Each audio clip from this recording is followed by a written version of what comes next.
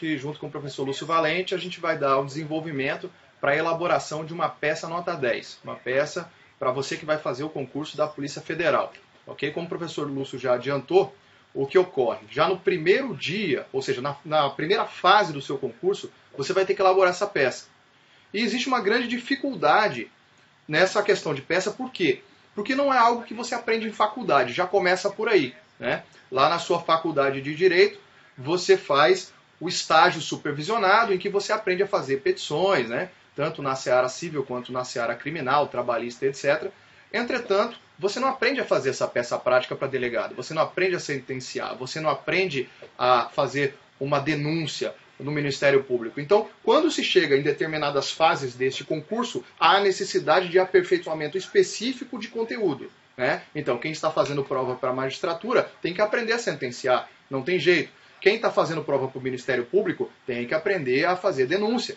E quem está fazendo prova para delegado de polícia tem que aprender algumas peças privativas para delegado de polícia. Dentre elas, as representações policiais. Então, neste curso aqui, nós vamos ver as principais peças que podem cair no seu concurso, sempre voltado para a Polícia Federal, tá? Entretanto, não só isso, porque nessa primeira aula agora, que está aberta a todo mundo, você que está me assistindo aí e vocês que estão me assistindo aqui no Instagram, vocês vão aprender um modelo geral para fazer uma peça. Então, você que assistir só a aula 0, você já vai ter condições de pensar como se faz uma peça para delegado de polícia, para esse concurso de delegado de Polícia Federal. Ok? Então eu vou jogar aqui na tela para a gente começar a ver algumas questões relativas a... Só um segundo. Aqui. Começar aqui não nessa aula 0, não. A aula 0. Aqui. Pronto, está aqui. Deixa só na tela, né? Porque... Só na tela, só na tela. Beleza. Aula 0. Essa não. Uhum. Beleza. Fechou. Olha só.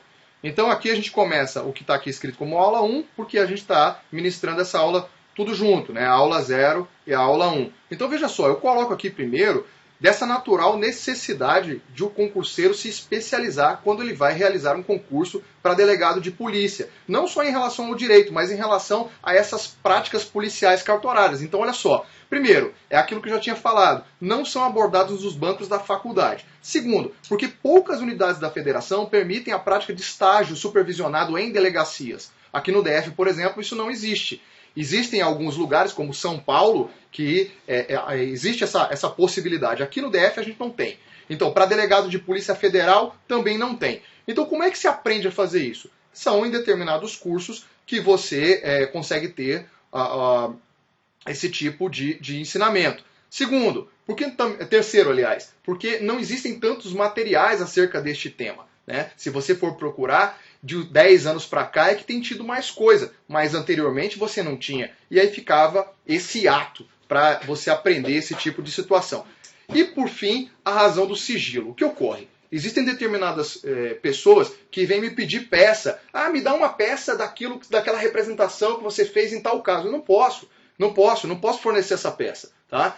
Sobretudo quando a pessoa menciona o caso, então fica difícil de você conseguir, por mais que você tenha um amigo delegado de polícia, que ele te passe determinadas informações em razão desse sigilo. Então este nosso curso aqui, ele é montado tão somente, óbvio, por citações hipotéticas, mas que se assemelham muito às situações reais, ok? Então, além disso, tá? E essa peça prática aqui, ela pode ser a grande diferença entre a sua aprovação e a sua reprovação. Pode ser a diferença entre, como eu sempre digo, chorar na sarjeta do boteco da esquina ou comemorar tomando champanhe do bar. Então, você é que vai decidir, ok? É claro que você tem que dar bastante atenção para esse conteúdo. Então, olha só. Partindo deste pressuposto, nós criamos um modelo, tá? Uma forma, um método, na verdade. Nós sistematizamos isso aqui e criamos um método para que você consiga elaborar qualquer peça. Não haveria possibilidade em um curso regular, em tão pouco tempo, já que o concurso da Polícia Federal teve o edital lançado há pouquíssimo tempo, que nós esgotássemos todas as cautelares possíveis de cair na prova. Não existe possibilidade de se fazer isso. Entretanto, nós criamos um modelo, a partir de uma sistematização, que você vem e pode trabalhar qualquer peça. Com esse modelo aqui, você consegue fazer qualquer representação de um delegado de polícia, qualquer uma.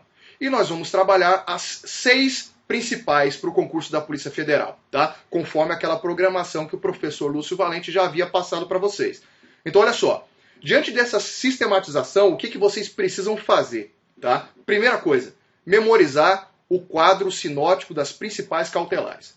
É importante que você saiba o quadro e as fundamentações legais. Por quê? Porque isso você vai colocar no seu preâmbulo. Isso é muito importante. Depois, você tem que ler atentamente a questão da prova, está escrito aqui, para quem está me seguindo aqui na tela. Ler atentamente as questões da prova e decidir qual é a peça cabível. Por que vai ser fácil você decidir qual que é a peça cabível? Porque você já vai ter memorizado o quadro sinótico das cautelares. Então, diante daquela sua memorização, você vai, diante do caso concreto, decidir qual é a cautelar correta. E depois usar o modelo Coringa, né, o modelo de peça Coringa, que a gente vai elaborar ponto a ponto aqui. Tá? Então, uma representação ela tem que ter alguns requisitos, algumas partes, que nós vamos trabalhar exaustivamente aqui. Então, olha só. Quais são as principais cautelares? Estão aqui, ó. Tá? As principais cautelares. Opa, vamos lá para frente. Vai ficar mais fácil, né? Cadê? Tá aqui. Tá aqui, ó. Então, essas são as principais cautelares que podem existir lá na sua prova, tá? Para delegado de Polícia Federal. Então, antes de mais nada, vamos conversar uma coisa aqui. O que é uma cautelar? Para que ela serve? Para que serve uma representação policial? Então, vamos por partes, tá? Primeira coisa, quando chega uma ocorrência para o trabalho da Polícia Judiciária, da Polícia Civil, da Polícia Federal, como é que isso funciona, tá? Chega, você tem lá uma notícia de crime, e o delegado recebe essa notícia, tá? Essa é a forma mais comum, através de uma ocorrência. Ou pode ser uma denúncia apócrifa, enfim. O delegado recebe isso. E aí é feita inicialmente uma verificação de procedência das informações, que é o que eu trago para vocês aqui, ó, que é a VPI. Tá? Então olha só. Vou diminuir um pouquinho, vou chegar aqui. Olha só. Você tem isso aqui, ó, a notícia de um fato aparentemente criminoso, depois você vai para a verificação de procedência das informações e a instauração de um inquérito policial ou outro procedimento investigatório. Por quê? Porque, por exemplo, nos casos da Polícia Civil, você tem aqui a possibilidade de uma apuração em relação ao ato infracional, que não é um inquérito policial. Você tem determinadas apurações que se dão através de termo circunstanciado. E não é um inquérito policial, por isso que eu coloco aí. Então, qual é o objetivo do inquérito policial? E aí algumas pessoas que seguem uma doutrina mais antiquada, vamos dizer assim, não vamos nem chamar de tradicional, dizem que o objetivo da investigação é fornecer ao membro do Ministério Público a possibilidade de sua convicção, ou seja, a formação de sua opinião de elite. Errado. Tá? Errado. O objetivo da investigação não é esse. O objetivo da investigação é, através da apuração da melhor verdade possível, e nem sempre isso acontece, você apontar materialidade, autoria e circunstâncias. É para isso que serve, então, a investigação. Esses são os objetivos da investigação. Tá? Materialidade, autoria e circunstâncias. Então, quando você está trabalhando uma investigação, basicamente o que você tem que saber? Isso aqui, ó. Tá? O que, quem, quando, por quê, como, onde e com o auxílio de quem? Ou com que auxílio? Isso se chama epitâmetro de Quintiliano. Então, epitâmetro de Quintiliano é isso aí, ó. São perguntas que devem ser respondidas na sua investigação. E quando você consegue responder essas 7 perguntas, o que acontece com a situação? Você consegue dizer autoria, materialidade e circunstâncias. Tá? Então, é para isso que serve a sua investigação. Você, quando for delegado de Polícia Federal, é isso aqui, é esse trinômio aqui que você vai precisar trazer. Tá? Muito bem. Então, existem, tá, diversas diligências que o delegado de polícia, deixa eu colocar aqui um pouquinho na tela aqui para eu gesticular para vocês. Na cara. Olha só. Então, o que acontece? Existem inúmeras diligências que um delegado de polícia ele pode determinar para que se traga o objetivo da investigação, para que você consiga revelar o objetivo da investigação, ou seja, apurar materialidade, circunstâncias e autoria. Então, dentre essas, né, nós temos, por exemplo, a apreensão de câmeras. Tá? O delegado determinou que em um local que tenha sido prática de um crime, que se pegue as câmeras para saber se fulano entrou, se fulano entregou um documento a Beltrano. Então, é possível essa apreensão dessas câmeras. É possível, isso geralmente acontece mais no contexto da Polícia Civil, abordagem na rua, tá? Para que você faça uma busca pessoal diante de uma fundada suspeita. Todos vocês sabem, já leram no Código de Processo Penal. É possível também que se o delegado ele determine, por exemplo, a realização de campanas. Olha, eu quero que os agentes de Polícia Federal, fulano, beltrano e ciclano, fiquem em determinado local para conseguirem visualizar através dos sentidos se uma determinada pessoa saiu de casa tal hora. Tá? Por quê? Porque se tinha a informação de que essa pessoa se encontraria com outro alvo da investigação. Tá? Então, existem inúmeras diligências que podem ser determinadas pelo delegado de polícia. Ele pode determinar, por exemplo, uma análise de vínculo com base em fontes abertas. Eu quero saber se o professor Lúcio Valente é amigo nas redes sociais do professor Marcelo Zago. Tá? E aí então os agentes de polícia vão e começam a vasculhar a internet, essas redes abertas, e falam, olha, o professor Marcelo Zago sim, é amigo do professor Lúcio Valente, inclusive ele comentou tais fotos assim assado do professor Lúcio Valente. Tá? Isso está em fontes abertas. Ok? Agora, acontece o seguinte, é que em determinadas investigações, tá, algumas dessas diligências elas necessitam de autorização judicial por expressa previsão constitucional ou legal. Tá? Então, vamos lá. Há a necessidade, diante do meu caso concreto, de se apreender documentos que estão na casa de tal pessoa, segundo apontou a investigação. Eu não posso entrar na residência do sujeito sem autorização dele. Então, o que eu faço? Eu solicito ao juiz, eu represento ao juiz, vamos utilizar a palavra correta, eu represento ao juiz pela expedição de um mandado de busca e apreensão. Então, quando a gente consegue entender isso, você consegue perceber que boa parte dessas representações, dessas cautelares, elas surgem neste contexto. Ou seja, diante da necessidade de autorização judicial para a prática de determinadas diligências. Tá? Então, vou voltar aqui ó, na tela. Ó.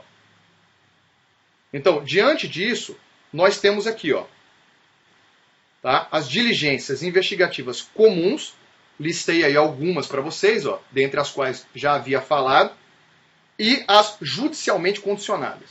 Tá? Isso aqui serve para quê? Para investigação. Ó.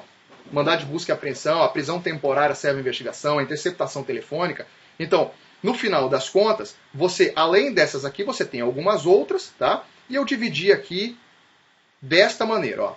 Nós temos, primeiro, as cautelares para preservação da prova, tá? Que são as cautelares investigativas. Você tem busca e apreensão, interceptação telefônica, interceptação de sistemas de informática e telemática, prisão temporária, quebra de sigilo financeiro. Tá, falta um F aqui, né? Financeiro. Tá no PDF. Não, tudo bem, depois a gente corrige. Identificação criminal. Aí você tem as cautelares reais, que se referem a bens, né? Sequestro de bens móveis, sequestro de bens imóveis. Aí você tem as cautelares de preservação de direitos. Prisão preventiva, as medidas cautelares da Lei 12.403, o exame de insanidade mental, suspensão de permissão ou habilitação, busca e apreensão de adolescente e as cautelares especiais, que são aquelas advindas da Lei de Organização Criminosa e infiltração de agentes em crime contra a dignidade sexual de criança ou adolescente, né? Recentemente adicionado ali o ECA. Então, trago aí para vocês, inclusive, a lista, tá, destas cautelares. E aí vem a pergunta, o que é representação? Representação é um requerimento? Não, representação não é um requerimento. Tá? Representação, portanto, como eu coloco aqui, é diferente de requerimento. Por quê? Porque o delegado de polícia, quando ele representa, tá, ele está sendo imparcial, então ele não está requerendo, porque ele não é parte. Basicamente, quando você faz uma representação ao juiz, o recado que você tem que dar para o magistrado é o seguinte, peraí, deixa eu colocar aqui para gesticular para vocês, para falar diretamente aqui com vocês. Olha só, quando você está representando ao magistrado, o que você está fazendo? Você está dando um recado para ele. Você está falando para ele assim, ó, Excelência, diante da minha investigação aqui, eu cheguei até aqui. E nisso aqui que eu cheguei, eu tenho a certeza de que esse crime ocorreu, eu tenho indícios suficientes de autoria, tá? Que são os requisitos que já já o professor Lúcio Valente vai trazer aqui para vocês. Aí você fala, então, até aqui eu tenho isto. Para a investigação prosseguir de maneira eficaz, eu preciso de algo que só o senhor pode me dar. Por quê? Porque a Constituição não me deu esse direito. Eu preciso, por exemplo, ingressar na residência deste indivíduo sem autorização dele. Então, isso aqui, a Constituição diz que eu não posso fazer. Mas olha, Excelência, eu preciso disto, preciso agora, senão eu terei um grave e irreparável dano à minha investigação. Um grave e irreparável dano à futura ação penal. Ou um grave e irreparável dano a pessoas ou coisas. Basicamente, esse é o recado que você dá ao juiz. Aí você, ao final, diz, represento pela expedição do mandado de busca e apreensão na residência de Beltrano. Represento pela expedição do mandado de prisão temporária de Cicrano. Em razão disso, daquilo. Tá? Então, basicamente, é este recado que você dá ao juiz quando você elabora a sua representação. Tá? Então, vou voltar aqui na tela mais uma vez para a gente continuar trabalhando isso. Ó. Então, representar é demonstrar necessidade. Requerer, que é o que o membro do Ministério Público faz, é pedir legalmente. Tá? Então, olha só. Se liga aqui na sagacidade. Ó. Embora não caiba recurso, na prática é possível formular ao juízo representação por reconsideração, expondo novas conexões e argumentos, sobretudo se houver modificação do cenário. Tá? Então, concluindo essas simplesinhas aqui, representação, né? É um instrumento jurídico que tem por finalidade levar ao conhecimento do Poder Judiciário fundamentos que justificam a decretação de determinada medida cautelar. Tá? Então agora a gente entra aqui em elementos que qualquer medida cautelar tem que ter. Tá? Precisam estar inseridas na representação, portanto. Tudo bem? E aí eu passo a palavra então ao professor Lúcio, que vai trabalhar aqui, tá? Esses elementos. Ok? Legal, amigos. Legal. Excelente, então. Então, a gente, só voltando aqui um pouquinho, então, só para pegar o gancho aqui, o professor Marcelo Zago explicou, então, que a representação, ela é o direcionamento que se faz pela autoridade policial ao juiz, em que você demonstra ao Poder Judiciário a necessidade e justamente isso, né? A necessidade daquela medida para a investigação. Não é isso? Então, essa seria a representação. A diferença é que no requerimento, por exemplo, que é feito pelo Ministério Público, tem uma qualidade jurídica diferente por se tratar o Ministério Público, no caso, por se tratar de parte. Mas no ação penal privada, por exemplo, pode haver um requerimento do advogado, por exemplo, da vítima ou do representante da vítima, alguma coisa assim. Tá bom? Aqui a representação não tem uma natureza jurídica de pedido, né, é apenas uma demonstração dessa necessidade, e é isso que você tem que fazer na peça. Bom, quais seriam os elementos de qualquer medida cautelar e que precisam estar inseridas na sua peça? Quais são esses elementos essenciais e que precisam estar na sua peça? Bom, vamos lá. Eu vou falar aqui especificamente, depois vocês vão ver a estrutura da peça. Aqui, gente, é muito importante que vocês entendam o seguinte. Essa aula aqui é importante que você já tenha lido. A gente está passando aqui nos pontos principais para esclarecer o que a gente acha que você precisa essencialmente saber quando produzir a peça. Mas tudo isso que a gente está falando está bem detalhado no material em PDF, tá bom? Então a aula aqui é um complemento e a gente aponta aqui os elementos mais importantes. Bom, olha só, aí eu coloquei esse gráfico aqui que é a estrutura de qualquer medida cautelar. Qualquer uma, seja civil, seja trabalhista, tributária, penal, não interessa. Isso tem que estar na sua peça e se você fez a prova da OAB, possivelmente já estudou isso aqui. Bom, o que nós temos aqui? O fumus boni iuris, ou o fumus comissi delicti, né, em direito processual penal. Geralmente se fala em fumus comissi delicti, mas não é errado falar fumus boni iuris, tá? Fumus boni iuris, vamos dizer que que é o termo mais geral de qualquer cautelar, de qualquer ramo processual. Mas em processo penal, se você usar o termo fumus comissi delicti, me parece mais direcionado ao próprio processo penal, porque a fumaça enquanto fumus boniuris seria a fumaça do bom direito, o fumus comissi delicti seria a fumaça do cometimento de um delito. E o periculo in mora, ou periculo in libertatis, periculo in mora, então, é o termo jurídico utilizado em todos os ramos do direito, e o periculo in libertatis tem mais relação com medidas cautelares de restrição de liberdade, uma prisão preventiva, por exemplo. Então a gente falaria em periculo in libertatis. Então, se você ficar em dúvida, pode mandar o periculo in mora aí sem problema, que você vai estar certinho, não está errado, tá bom? E a proporcionalidade do pedido. Proporcionalidade significa a adequação daquele pedido àquela finalidade que você busca. Então, por exemplo, se uma prisão temporária é suficiente e ela é adequada, então é isso que você tem que demonstrar para o juiz, que aquilo é proporcional e é adequado. Tudo bem? Bom, esses elementos devem estar presentes em sua peça. Sabendo que passou por esses fundamentos, sua peça está no caminho certo, como nós colocamos no material.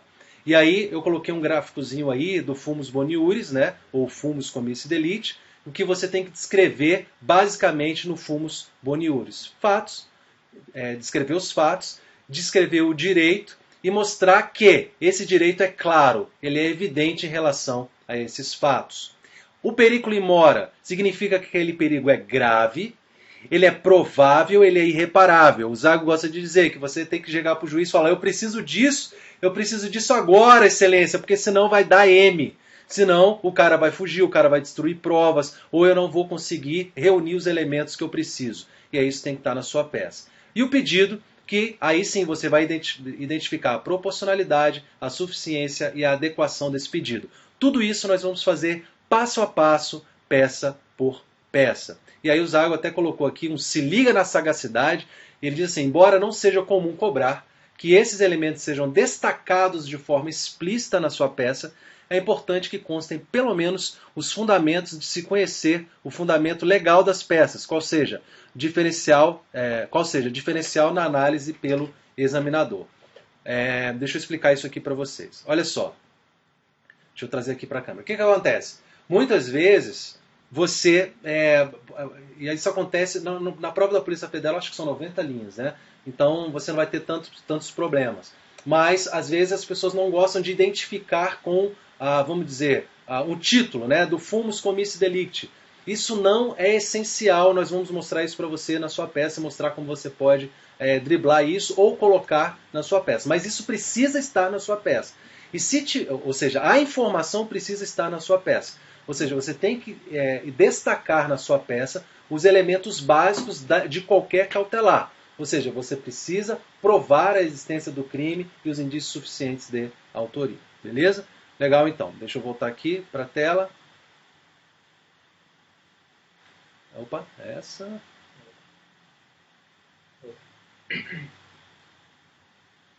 Legal. Bacana, então.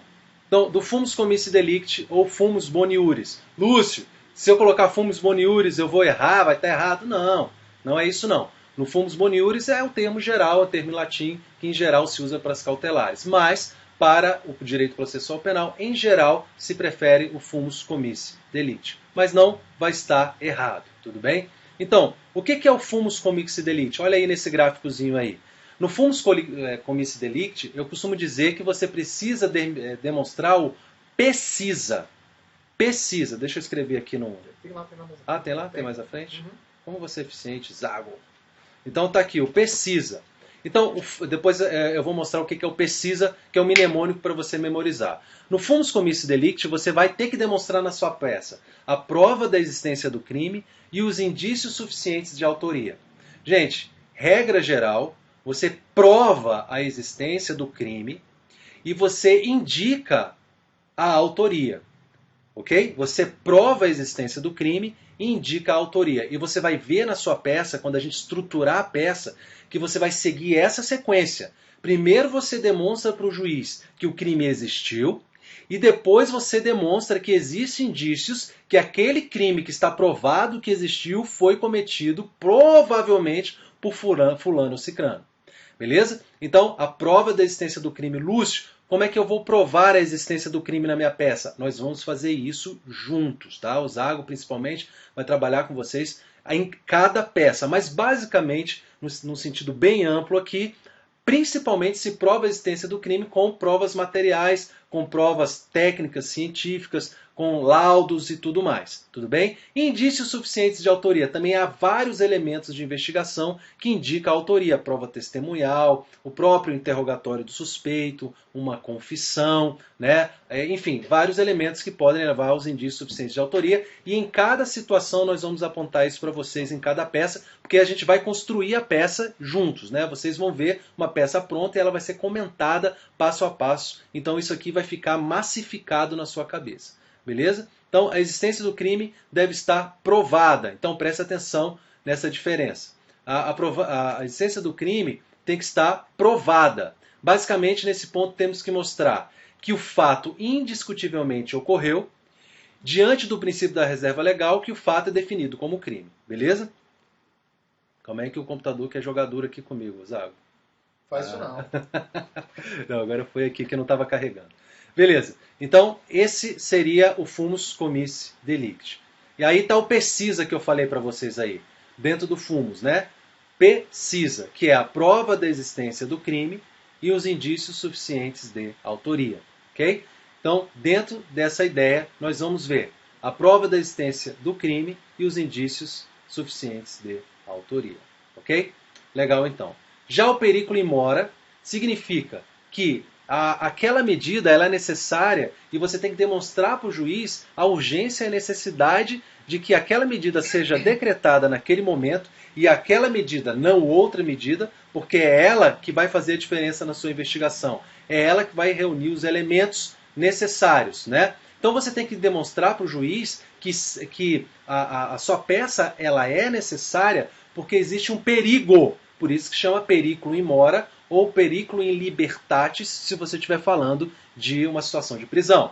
Então você tem aí que esse perigo ele é provável, grave e irreparável. Mais uma vez, usando aqui o termo que o Zago usa excelência, eu preciso dessa medida agora, senão vai acontecer algo, o cara vai fugir, o cara vai destruir provas, ou eu não vou conseguir a informação da forma necessária para a investigação. E aí, não se preocupem, vocês vão aprender a fazer isso com muita tranquilidade. Senão a casa caiu, né? Senão a casa caiu. Beleza? É isso, então. Aqui no material existe essa informação. E, por fim, falar da proporcionalidade. Deixa eu trazer a tela aqui para mim, para eu explicar isso para vocês aqui. Olha só, gente. Bom, quando vocês tiverem contato com várias peças, né, com a sequência de peças, naturalmente vai ficar mais fácil você identificar no dia da sua prova qual é a peça necessária, porque você já vai ter trabalhado com várias peças. Então vai ficar mais fácil para você identificar qual a peça necessária, tá bom? Mas é uma coisa extremamente importante em relação à peça. Sempre que você for fundamentar uma peça, uma coisa que a gente bate muito na tecla aqui, você não pode se esquecer que você está fazendo uma prova. Você não está fazendo uma representação real. Porque numa representação real existe uma finalidade real. A prova, a finalidade é demonstrar conhecimento. Você não quer prender ninguém. Você não quer uma interceptação real. Você quer passar na prova. Então a gente vai te ensinar técnicas para que você demonstre esse conhecimento, aproveite esse momento para ter esse contato com o examinador. E uma dessas informações que a gente vai bater bastante é que quando você for escolher uma peça que você acha proporcional, então, Lúcio, eu escolhi prisão temporária e não escolhi preventiva. Então você achou que era necessário, adequado e proporcional a prisão temporária. Por que você não escolheu a preventiva? A gente vai falar dessa diferença na prática. E aí você vai ter, é legal você colocar na sua peça por que você escolheu uma e por que você não escolheu outra. Isso tem a ver também com a necessidade, com a proporcionalidade. E a gente vai fazer isso também tranquilamente, beleza? Legal, então? Essa seria a proporcionalidade. Mais alguma coisa aqui, Zago? Então, o sentido de proporcionalidade, né? Necessidade e adequação. que é o conceito tradicional aí de proporcionalidade. E aí a gente vai para a estrutura da peça em si. Ou seja, qual é o mapa da peça que você precisa ter? Seria essa estrutura da peça aí, tá bom? Essa é a estrutura. Endereçamento, preâmbulo, da síntese dos fatos, dos fundamentos e do pedido. O Zago vai explicar até esse termo pedido. Pode usar pedido, não pode usar pedido. O Zago vai explicar isso legal. Então vamos lá para o endereçamento, preâmbulo, da síntese dos fatos, dos fundamentos do pedido. O que você tem que colocar em cada um desses elementos e como é que vocês vão trabalhar isso? Vamos lá então, gente. Deixa eu voltar aqui, ó, para a tela primeiro. Eu gosto de conversar com vocês aqui. Então, o que ocorre? Como a gente estava vendo nessa estrutura, tá? Toda e qualquer cautelar, você tem que trazer, no mínimo, esses elementos, tá? Preciso colocar o nome exato, quer dizer, dos fatos, da síntese dos fatos. Não, não é isso. A questão não é essa. É porque dentro dessa estrutura, são passos que você precisa seguir para que a sua peça seja pontuada de maneira efetiva, de maneira completa, ok? Então, a primeira coisa que você tem que fazer é o chamado endereçamento. Deixa eu jogar na tela aqui. Então aqui, ó. Primeira coisa é o endereçamento, tá? Então, como qualquer peça processual, a representação ela é direcionada a um magistrado, né? Então, você precisa identificar qual é esse magistrado, tudo bem? Então, olha só. Você precisa ter a atenção de verificar se a sua questão, por exemplo, ela traz se já existe um juízo prevento, tá? Que eu coloquei aqui, ó. Tudo bem? Por exemplo, vamos imaginar que já exista uma interceptação telefônica em andamento e você vai estourar uma operação e representar pela expedição de mandados de prisão temporária e mandados de busca e apreensão. Tá? Se já existe esse juiz prevento, é para ele que você vai pedir, tudo bem? Então é necessário que você tenha um conhecimento prévio, óbvio, né, de algumas situações envolvendo o CPP, né, claro, tá? Então, nos estados, como eu coloquei aqui, ó, geralmente se direciona a peça ao excelentíssimo senhor juiz de direito da tal vara criminal da comarca de tal coisa, tá? Da comarca de tal cidade.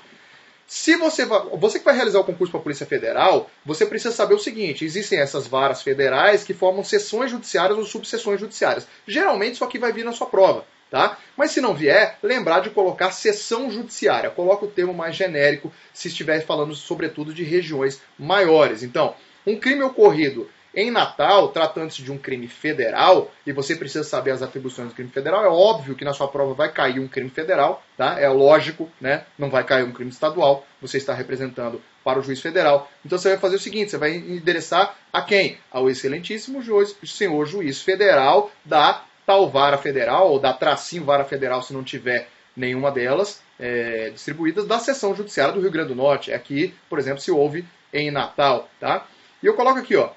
Em relação ao pronome de tratamento, você não precisa colocar Vossa Majestade, o senhor doutor, ministro magnífico, juiz de... Não, vai no excelentíssimo senhor doutor, ponto, já é suficiente, você ganha tempo na sua prova, inclusive, tá? Excelentíssimo senhor doutor, juiz federal de uma das varas federais da seção judiciária do Rio Grande do Norte, tá? Excelente, beleza?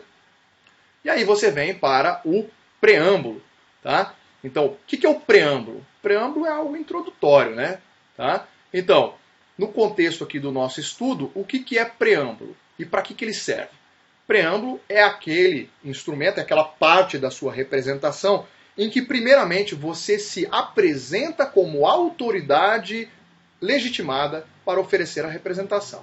Então, este é o primeiro objetivo do preâmbulo, porque existem 3 objetivos, como eu estou mostrando aqui para vocês. Primeiro é você se apresentar como autoridade legitimada, tá?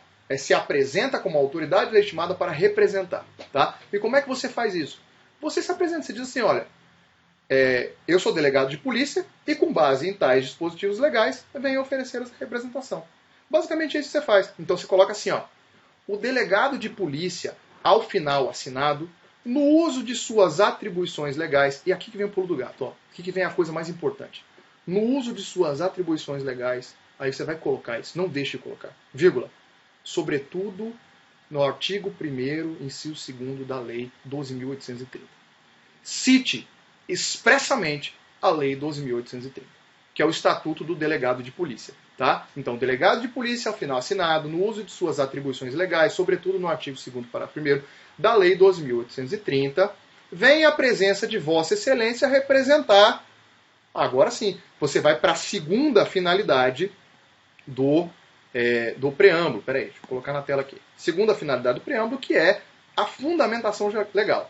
Com base na Lei 7.960/89, representar pela prisão temporária, pelo prazo de 5 dias ou de 30 dias de fulano de tal. Então, você cumpriu os 3 objetivos do seu preâmbulo. Você se apresentou como autoridade legitimada, você colocou o nome da peça e você trouxe a fundamentação legal. Olha aqui como é que ficaria.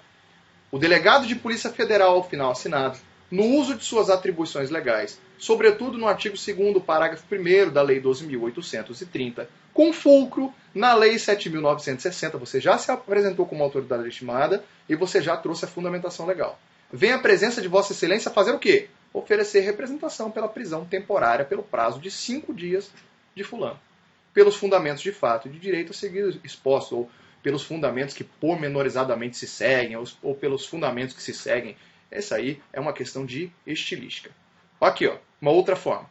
O delegado de polícia infine assinado. Isso aqui é infine, tá? Não é infine, não. Já ouvi gente falando infine. Já ouviu isso aí, Lúcio? Falando infine. O delegado de polícia infine assinado. O cara acha que é inglês, né? Infine, tá, galera? Ou ao final, ou abaixo, enfim. É bom nem colocar isso aí, Martim, cara. Tá? No uso de suas atribuições legais, sobretudo no artigo 2º, parágrafo 1º da Lei 12.830, com fundamento na Lei 9296/96, que regulamentou o inciso 12, parte final do artigo 5º da Constituição Federal, vem perante Vossa Excelência representar pela interceptação de comunicações telefônicas e quebra de sigilo de dados cadastrais e de extratos dos terminais vinculados a fulano. Não lembrei, professor. Não lembrei no dia da prova da Constituição Federal. Lembrei só da Lei 12.830, que você falou demais aqui, e lembrei do fundamento, que era a Lei 9296. Porque se você não lembrar disso, aí fica difícil, né? Tu coloca só o que você lembrou, tá? Lembrei da Constituição. Coloca a Constituição? Coloca, tá? Coloca a Constituição. Beleza? Então, olha só. Embora na prática o nome da representação seja escrito com bastante destaque, é óbvio que você tem que tomar cuidado para não identificar a sua prova, tá? Pelo amor de Deus. Então, assim, posso colocar em letras maiúsculas, né, tão somente isso? Isso não vai identificar a sua prova. Agora você vai lá, coloca letra maiúscula, coloca asterisco, risca assim, aí não, né? Aí vamos com calma, tá bom? Depois você vem para a próxima parte da sua peça, então já falamos, vamos voltar aqui. Já falamos, da primeira parte, endereçamento, já falamos de preâmbulo. Agora nós vamos falar de fatos, tá? Então, a depender da representação, ela pode trazer para você assim fatos e pode dizer como se desenvolveu a investigação inicial. Então, aí ao invés de você colocar só fatos, você coloca assim, dos fatos e investigação. Ou dos fatos e investigação preliminar. Tá? Da síntese dos fatos e investigação. Dá para você colocar, esse nome é tranquilo, você pode escolher o nome que você vai colocar. Agora, se a sua representação, se a sua peça, a sua proposta de peça, ela traz tão somente dados iniciais que envolvem fatos e não fala que já houve uma investigação preliminar, etc., você coloca só da síntese dos fatos, da sinopse dos fatos. Tá? Essa é uma questão de estilística. Tudo bem? Então, aqui é fácil, cara. Tá? Aqui você vai exercitar seu poder de síntese. Você vai ter que ressaltar quais os pontos vão servir de base de ligação com a fundamentação jurídica, deixando de dados aí uns dados periféricos. Você deixa de lado os dados periféricos, você não precisa citar tudo, tá? Que em nada influenciarão para a decretação da medida. Então, olha só, é bastante comum nas questões práticas profissionais textos enormes e cheios de detalhes. A pergunta é, de acordo com o seu conhecimento teórico do instituto que está representando ao magistrado ali, tá? Aquele detalhe, ele é importante? Ele tem importância? Ou seja, o magistrado vai valorar aquele dado? Se a resposta for sim, então coloca o dado. Se for não, relaxa, né, Magrão? Vai colocar para quê? Não precisa, tá? Você vai perder tempo na sua prova, tá? Então, vamos mostrar aqui, ó. Exemplificando, podemos ter uma questão enorme que, além de outros dados, narra a compra de um veículo pelo investigado. Você, diante da utilização do nosso método, já identificou, sem sombra de dúvidas, que a peça adequada é uma prisão preventiva, diante do receio de fuga do cara, tá? Seria pela garantida aplicação da lei penal, portanto. Tá? Então, o que tem a ver a compra do carro? Precisa colocar? Não! Não precisa colocar a compra do carro, tá? Não deixe o examinador confundir sua cabeça. Beleza? Então, olha só, você precisa responder no fundamento, aliás, melhor, na questão dos fatos, na sinopse dos fatos, você tem que trazer o que a questão te disser acerca do epitâmetro de Quintiliano. É claro que você não vai ter isso tudo aqui. Você não vai ter isso tudo. Porque se você tiver isso tudo, você cumpriu os objetivos da sua investigação já. Que são o quê? Apurar materialidade, autoria e circunstância. Se você já tiver tudo isso aqui, a sua investigação já acabou. Então é claro que quando o examinador te trouxer a questão, você vai ter 3 disso aqui, você vai ter 2 disso aqui. E o restante? O restante vai ser o fundamento. Vai ser um dos fundamentos pelos quais você está representando pela medida. Você vai dizer o seguinte, olha, juiz, eu preciso disso. Para quê? Para eu saber quando, para eu saber por quê, para eu saber o que foi que aconteceu com bastante detalhamento, para eu saber com auxílio de quem que ele fez isso. Tá? É isso que você vai fazer. Tudo bem? Então, olha só. Aí você vem para a quarta parte aqui, que seria os fundamentos. Tá? Bom, sem dúvida, além da escolha correta da peça, tá? Já que vai ser avaliada no preâmbulo, essa questão dessa escolha correta, este é o ponto mais importante da prova. Tá? Você precisa ter atenção. Então, olha, você precisa saber o seguinte, ó, a fórmula mais completa para você realizar esse esboço é você pensar nos elementos seguintes e ver se diante da medida representada há necessidade de abordá-los. Ó, fundamentação legal e constitucional, se houver. Tá? Depois, doutrina, relacionar princípios, jurisprudência atualizada sobre a situação, sobretudo em caso de estar a situação em voga nos tribunais. E expressão jurídica, sobretudo se refere à origem do instituto. Então, isso aqui é uma fórmula completa. Não vai dar tempo de você fazer tudo isso na sua prova, já te adianto. Tá? Não vai dar tempo. Então, você tem que analisar diante do caso concreto o que disso aqui vai ser necessário ou não. Então, vamos imaginar que você esteja diante de um caso envolvendo a lei de organizações criminosas, que é uma lei recentemente nova. Recentemente nova. É uma lei, de certa forma, nova. Tá? Então, talvez seja interessante você falar um pouquinho sobre a lei 12.850. Vamos imaginar que seja um caso de infiltração que eu trouxe para vocês aí dentre as cautelares, envolvendo a investigação de um crime de pedofilia, entre aspas, né? Aquele 241 do ECA. Então, talvez seja interessante você falar dessa fundamentação legal, já que ela é nova. Tá? Ou seja um caso que a doutrina diverge e isso pode ser um dos pontos de cobrança da sua prova. Então, seria interessante você falar daquela situação doutrinária divergente. Tá? Então, isso vai depender do caso concreto. Tá? Agora, isso aqui sim. Você tem que ter isso aqui, que é aquilo que o professor Lúcio já tinha explicado para vocês. Fumus comissi delicti, que é a prova da existência do crime, e indícios suficientes de autoria. É muito importante que você coloque isso aqui. Tá? E outra, nunca invente elementos que não foram citados no corpo do caso prático. Não traga elementos que não estão ali. Tá? Aí você precisa novamente dizer aí do seu risco, né? Que é um risco provável, grave e irreparável. É aquilo que eu sempre falo. Excelência, eu preciso disso, preciso agora, senão vai acontecer um grave dano à investigação, à ação penal ou pessoas e coisas, a depender da natureza da representação. E por fim você vem aqui para a questão do pedido. Tá? Então, é correto falar pedido? Tecnicamente não. Por quê? Porque você não está fazendo um requerimento. Então você não faz um pedido. Talvez seria mais adequado colocar da conclusão. Tá? Entretanto, é uma praxe se colocar pedido. E a gente vai continuar utilizando pedido aí, entre aspas, tá? Como algo que estivesse tecnicamente correto. Embora a gente já tenha ressaltado que talvez das conclusões ou da conclusão seria melhor. Tá? E aí vem, professor, posso colocar essa expressãozinha aqui, ó, nesses termos pede deferimento? Tá? Isso aqui é facultativo. Tá? Na verdade, é a mesma crítica que você está utilizando em relação a pedido, tá? Porque você não está pedindo deferimento de nada, afinal de contas é uma representação, tá? Mas torna-se facultativo. Tudo bem? Então, o que seria um modelo coringa? E aí você termina, na verdade, seu pedido assim, ó, tá? Com uma conclusãozinha simples. Ó, por todo exposto, e com arrimo você cita de novo, tá? A fundamentação legal é interessante que você cite de novo. Representa essa autoridade pela decretação da prisão temporária por 5 dias de fulano, né? Após manifestação ilúcita do representante do Ministério Público. Isso aqui até hoje não foi pontuado, tá? Mas é interessante colocar. Tudo bem? Então vamos lá. Olha o modelo coringa aqui, como é que seria. Ó. Primeiro, você tem aqui, ó, o endereçamento, tá? Se a sua prova trouxer o número de IP ou do processo, coloca aqui, ó.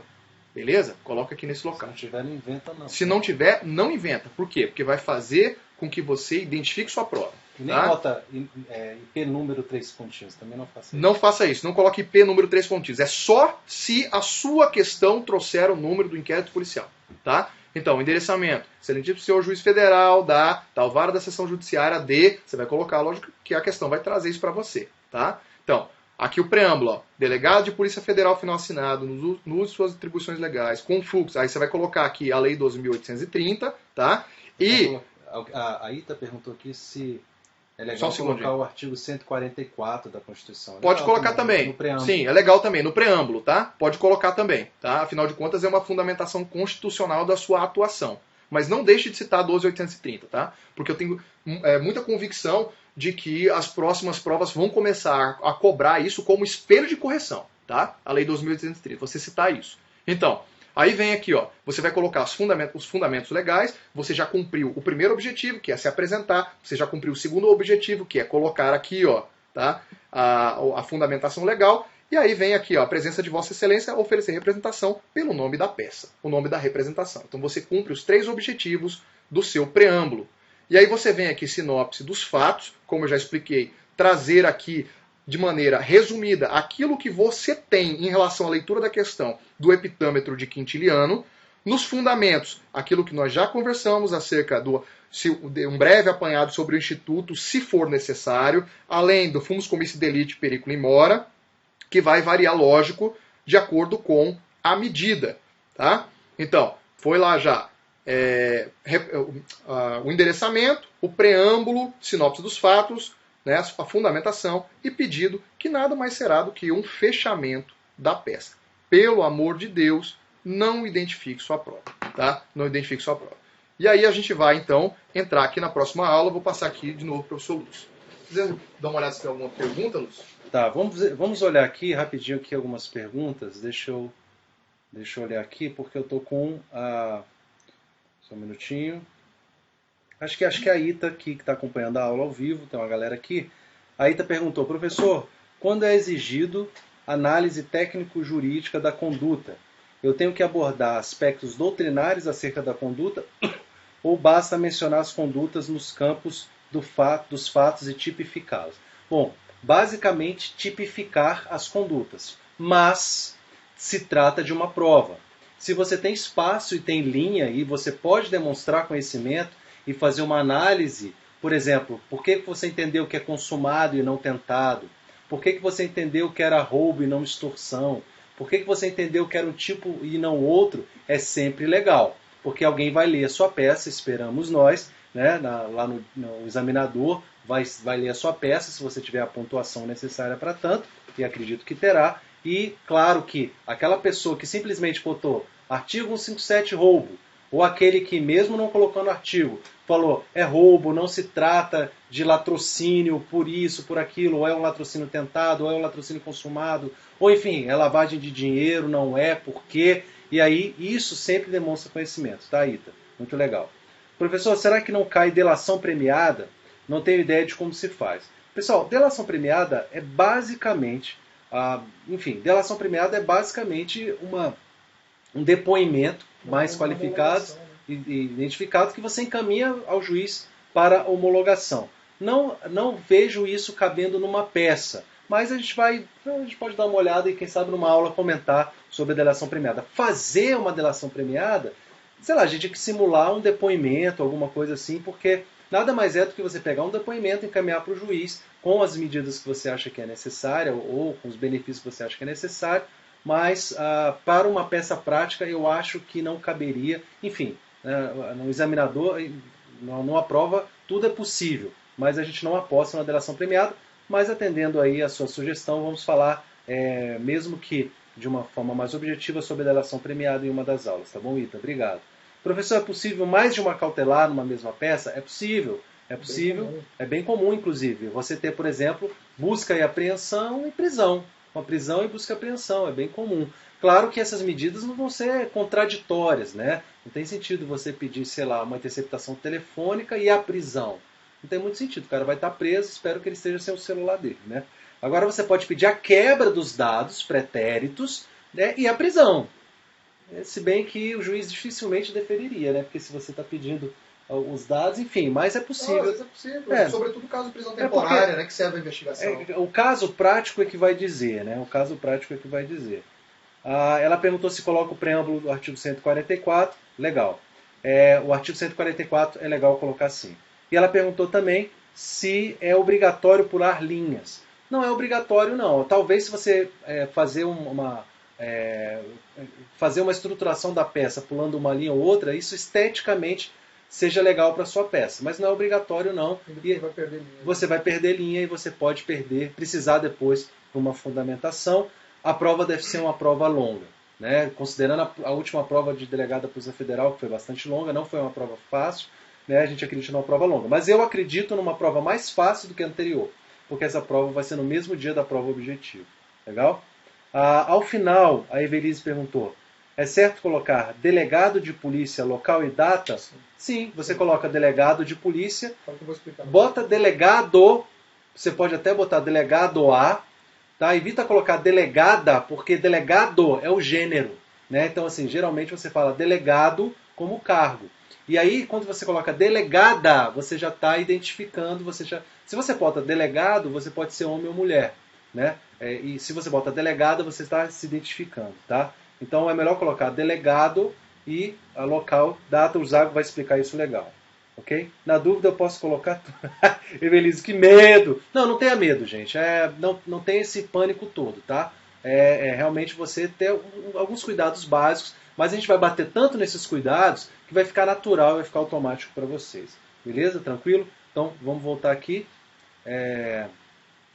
Vamos voltar aqui para a tela. Legal? Pessoal, só dando aqui uma orientação. Então, essa primeira parte da aula, né, a gente falou da estrutura, está tudo delimitado lá, está tudo descrito lá no seu material. Agora, rapidamente, a gente vai explicar a peça.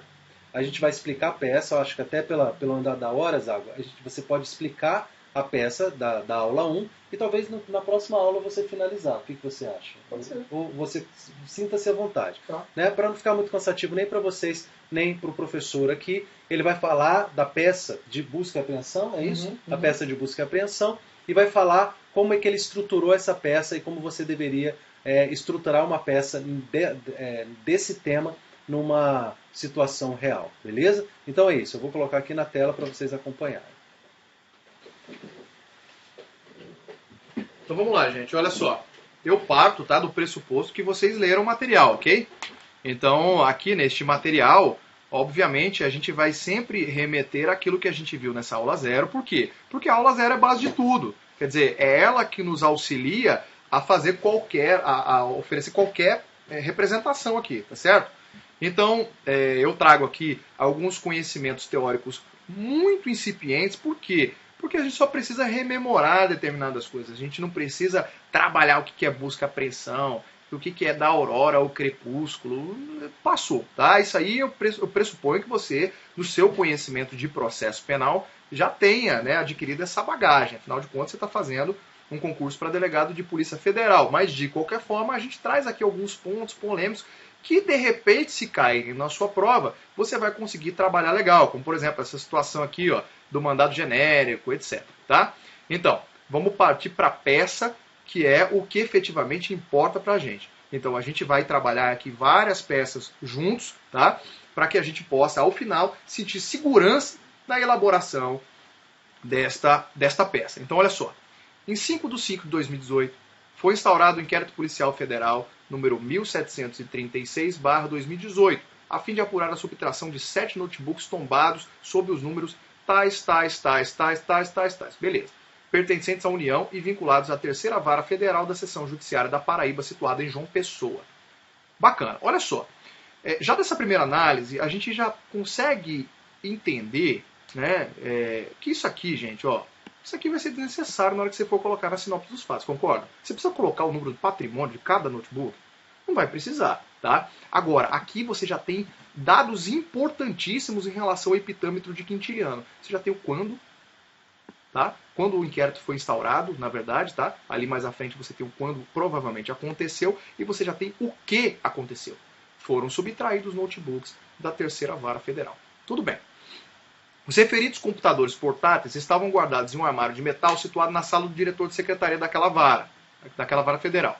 Verificou-se que não houve qualquer indício de arrombamento, razão pela qual não se solicitou perícia no local e se passou a desconfiar que a subtração tenha sido efetuada por algum servidor ou estagiário da vara. O diretor de secretaria, tem o nome do indivíduo aqui, Henrique Bastos, foi ouvido no bojo do IPF, no Inquérito Policial Federal, né?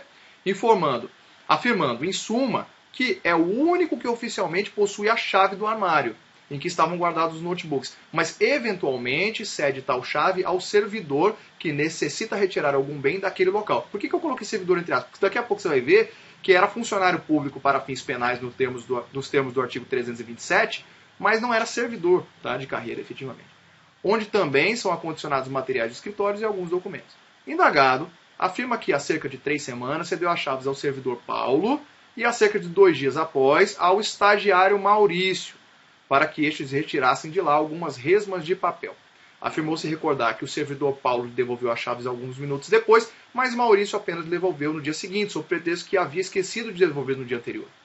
Paulo também foi ouvido em termos de declaração, ocasião em que relatou que de fato pegou as chaves do armário com o diretor de secretaria, lá retirou uma resma de papel e devolveu-lhe as chaves. Afirmou que achou estranho o fato de Maurício, assim que tomou conhecimento do início das apurações junto à Polícia Federal, desistiu de continuar no estágio e sequer se despediu dos servidores e demais estagiários. Analisando as imagens do circuito interno de TV, foi possível perceber que em 6/4/2018, aqui o seu quando aqui, né? Por volta das 21 horas, Maurício chega sozinho, a pé, ao edifício da Justiça Federal da Paraíba, situado em João Pessoa, e após cumprimentar o vigilante, adentra no prédio pela garagem. Cerca de 15 minutos após, deixa o edifício carregando uma bolsa de corpeta aparentemente pesada. Só fazendo aqui, talvez aproveitando para dar uma dica, galera. Na medida que você vai lendo o texto da peça, você está observando que o professor Marcelo está falando, aqui é o quando, aqui é o não sei o quê. Porque é importante que você, ao ler a peça, você já consiga identificar e quem sabe, já com sua caneta lá, você já puxa uma setinha e diz, aqui dentro Aqui é o onde, aqui é o quê, aqui é o onde, aqui é o quê, aqui é o quando, aqui é o como. Por quê? Porque depois você vai apenas realocar essas informações na sua peça. Você vai basicamente pegar essas informações e colocar em uma determinada ordem com as suas próprias palavras, você não vai copiar o texto, você vai parafrasear e tudo mais, e você vai colocar no seu texto dentro da estrutura da peça que vai ser sempre igual. Você vai ver que todas as peças vão ter a mesma estrutura, vai ser uma repetição e vai ser massificado, e você vai ver que vai ficar fácil. Então, observe isso, isso aqui é o quando, isso aqui é o onde, isso aqui é materialidade, isso aqui é indício de autoria. Beleza? Excelente dica. Exatamente. Então, olha só, depois continuando aqui. Após pesquisas em fontes abertas, identificou-se, através do número de telefone cadastrado, que Maurício possui uma conta em um famoso site de compra e venda de mercadorias, tipo o LX, tá? Onde 3 dias após a descoberta das subtrações, anunciou por preço abaixo do mercado a venda de 4 notebooks com características idênticas à dos aparelhos subtraídos. Embora não fosse possível visualizar nas fotos do anúncio as placas de tombamento, não é possível descartar que tenham sido suprimidas. O anúncio diz que os aparelhos estão em perfeito estado de funcionamento e não possuem nota fiscal, pois foram perdidas. Realizou-se pesquisa em bancos de dados oficiais, sendo Maurício corretamente identificado como, e aqui tem a identificação completa do sujeito. Você, como autoridade policial que preside a apuração, deve representar pela medida adequada. Fácil imaginar que aqui seria uma busca e apreensão, né? Quer dizer, você tem aqui uma série de informações, tá, que fazem com que você chegue a esse pensamento, né? Então, será que é interessante deixar essa resolução para o próximo? Eu acho que sim, né? Então vamos responder aqui algumas dúvidas, pessoal, e vamos deixar a resolução, então, desta questão, tá, para a próxima aula, na próxima terça-feira, tudo bem? Então a gente volta a colocar aqui alguns pontos muito importantes para que a gente consiga esmiuçar de maneira bastante detida, né, esses pontos, tanto da resolução dessa questão, tá, quanto desta outra peça aqui, tá? Então, se você, com base na aula 0, já sentir segurança para resolver esta proposta de peça aqui, ó, A segunda peça. tá? Que é a segunda peça que eu coloquei para vocês aqui, ó, essa daqui, ó, tá? Já faça, tá? Que é a que fala lá da Rádio Pirata do Gal, tá? Se você já sentir confiança para fazer, faça. Ou então, faça e depois refaça quando nós tivermos a próxima aula. É legal porque assim, essas peças, o professor Zago vai montar a peça e vai comentar ponto por ponto como é que ele estruturou a peça, e a aula tem essa didática, beleza? Para que vocês tenham essa informação assim detalhada e que você tenha segurança no dia de fazer a prova. Aí você tem que fazer, porque é uma questão prática mesmo. E muitas pessoas têm medo de escrever. Deixa eu até voltar a tela aqui para mim. Né? O que acontece, meus amigos? Muitas pessoas têm medo de escrever, porque talvez não estejam acostumadas a escrever, perderam o hábito de escrever. Mas você tem que escrever, você tem que perder esse medo. Então, mesmo que você faça copiando o que a gente fez, copiar é uma forma de aprender. Tá?